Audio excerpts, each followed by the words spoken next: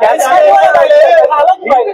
नाही त्याच ठिकाणी तुम्ही आज आंदोलन पठण करताना आंदोलन बोलू दे ना, बोललंच नाही तर कळणार कसं? भाषणच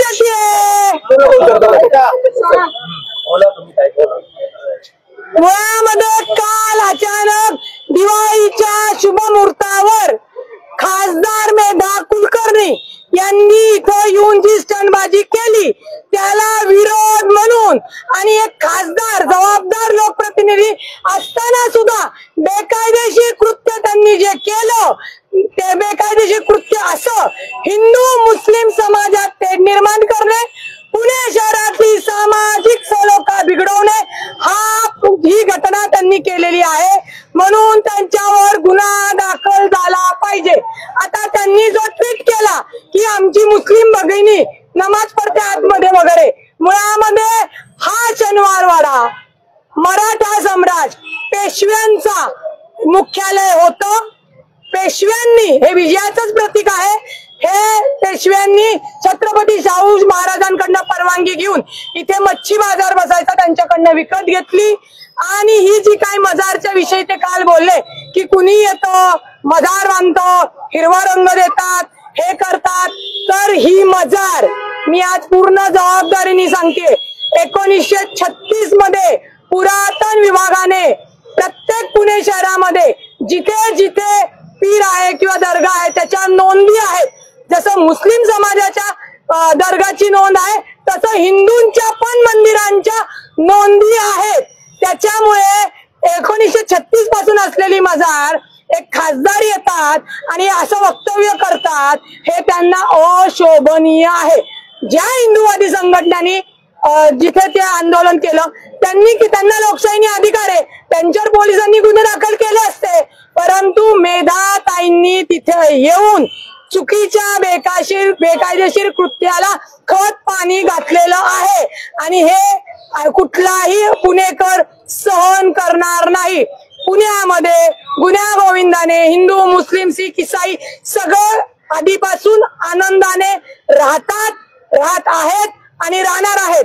हे जे काही वातावरण त्यांनी बिघडवलं आहे आणि काल जे म्हणत होते फक्त हिंदूंना शनिवार वाड्यात परवानगी द्यायची, मला तुमच्या माध्यमातून सांगायचंय मेधा ताई तुमच्या बापाचा शनिवार वाडा नाही, हा आमच्या बापाचा म्हणजे छत्रपती शिवाजी महाराज यांचा आहे।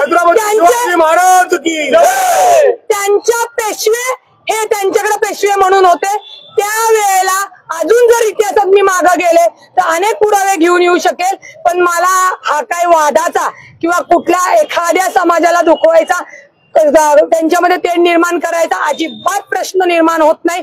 परंतु मेधा ताई शिक्षिका असून सुद्धा, कायद्याचं ज्ञान असून सुद्धा, विद्यार्थी घडवणारे असून सुद्धा जाणीवपूर्वक त्यांनी ही जी घटना केली आहे। माझी पोलिसांना विनंती आहे, तुम्ही जर खासदार मेधा ताईवर गुन्हा दाखल नाही केला, आता आम्ही पुण्यामध्ये दिवाळी चालू आहे, लोकांना त्रास नको म्हणून अत्यंत सामंजस्यपणे भूमिका घेतलेली आहे। जर पोलीस यंत्रणा खासदारबाईला खतपाणी घालत असतील तर खासदारबाईसह पोलिसांना सुद्धा कोर्टात खेचील, कारण का पोलीस असो, मंत्री असो किंवा सर्वसामान्य लोक असो हे संविधानात आणि कायद्यानुसारच चालतात।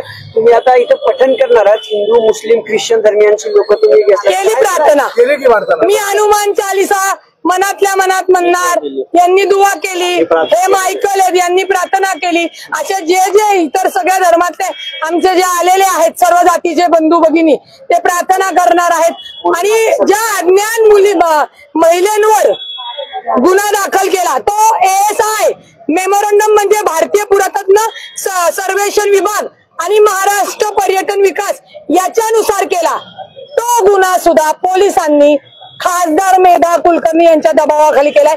तो ऍक्ट काय सांगतो की असं कोणतं कृत्य जे पुरातन मध्ये आहे त्याच्या संरक्षणाला बाधा येते। आता ती महिला ती पुण्यातली एका बाहेरची माहिती नाही, बुरखा घातली म्हणजे ती मुसलमान भगिनी आहे, तिने समजा तिथं ती चादर टाकून तिने असं केलं, काय शनिवार वाड्याला संरक्षणाचा धोका निर्माण झाला? अरे लाज वाटली पाहिजे त्या मेधा कुलकर्णींना की तुम्ही काय वागताय। कुठल्याही जाती धर्मातली महिला असो, तुम्हाला जर त्याच ठिकाणी आता आपले नव्हते कोणी, नाही तर मला आधी कळलं असतं तर नमाज ती भगिनी पठण करत होती, तिच्या शेजारी मी मोठं गीता घेऊन आले असते आणि वाचली असती. त्याच्यामुळे नको त्या तेढ निर्माण होईल अशा गोष्टींना खासदारांनी विनाकारण हवा देऊ नये आणि त्याच्यामुळे त्यांनी ते बेकायदेशीर कृत्य केले म्हणून त्यांच्यावर गुन्हा दाखल झाला पाहिजे.